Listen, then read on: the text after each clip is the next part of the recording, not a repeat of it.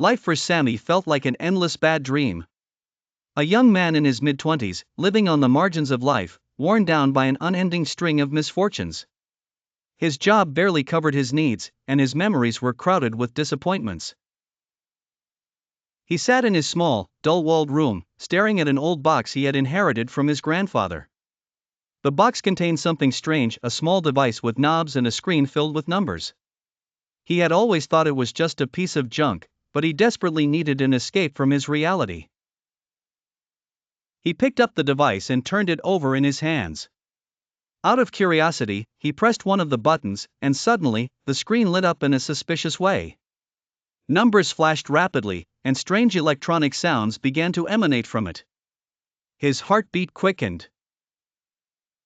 "This can't possibly be a real time machine, can it?" he muttered to himself, trying to make sense of what he was seeing.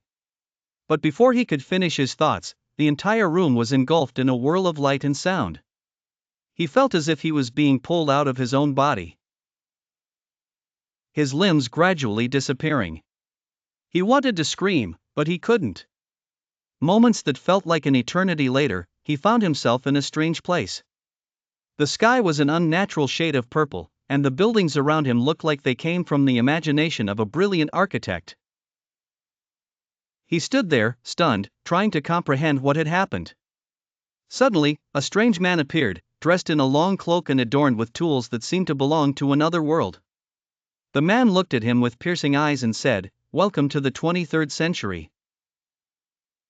It seems you've tampered with something that should have been left alone."